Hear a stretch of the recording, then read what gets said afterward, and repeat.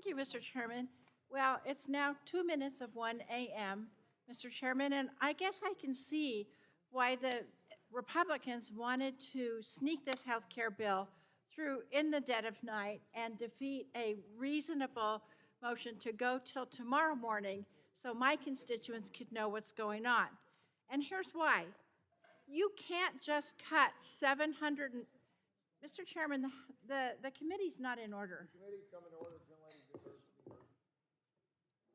The lady will proceed. Thank you. You can't just cut $715 billion for Medicaid without slashing benefits for people. You can't do it. And in fact, the Nonpartisan Congressional Budget Office says that 13.7 million Americans will be kicked off their health care. Here's how it breaks down. CBO estimates that 8.6 million Americans will lose coverage under this bill, and then 5.1 million will lose their coverage because I'm going to guarantee you the Republican majority's not going to extend the enhanced ACA subsidies. This bill asks people who are making barely more than the poverty level, just $15,650 a year, to pay more for their care, while at the same time providing massive and disproportionate handouts to corporations and billionaires. And it hamstrings states' abilities to pay for quality care that the Medicaid beneficiaries need. The Republicans are making insidious cuts to Medicaid and our health insurance system. As I said, it adds up to 13.7 billion fewer people. Republicans continue to make this claim. They have all day and night, saying that they don't support cuts for providers or patients. And in fact, my colleague from Colorado's 8th Congressional District, who sits on this committee, said, and I quote, "I don't support cuts that harm Colorado providers or patients." But look what will happen with these cuts. There will be cuts to providers and patients. Medicaid covers nearly 80 million people nationwide, including in my home state, nearly 1.2 million people.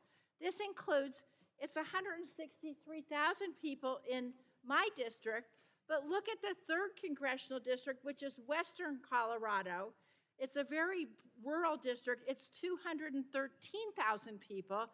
And in the 8th District, north of me, it's a it's a mixed district. It has 182,000 people. Medicaid is a critical part of our health insurance system, and it impacts people all across the country. It pays for care for new moms, for working families, kids with serious medical needs, and more.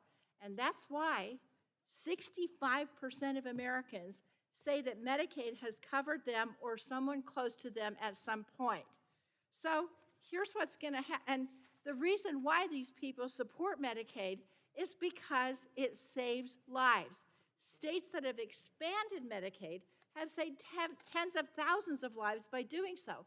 People who got Medicaid through the expansion have a 20% lower overall mortality rate than people who do not. These people are living healthier, they're having more productive lives by having access to the care they need when they need it, not just when they show up to the emergency room. Now, I know we're going to have a lot more debate on two of the things my colleagues across the aisle say. Number one, these work requirements. Now, let's be really honest, is the work requirements that they're saying not only will throw many, many people who are eligible off of insurance, but it will also increase paperwork requirements, and it will increase costs for the states. I'd like, Mr. Chairman, I'd like to put a study from the Kaiser Family Foundation into the record, which shows that 92% of Medicaid recipients are working, in school, disabled, are caregivers, or seniors. And that for those very few people that you could find, most of them are already working. You're sure as heck not going to save $715 billion by throwing these people off of their Medicaid. Without objection to order. Thank you. Now, the other thing we're going to hear about, and I don't have much time, so we can talk about it later, is beneficiary fraud. Beneficiary fraud amounts to 1/10 of 1% of Medicaid. You tell me how you're going to save $715 billion through eliminating, quote, beneficiary fraud. With that, I yield back.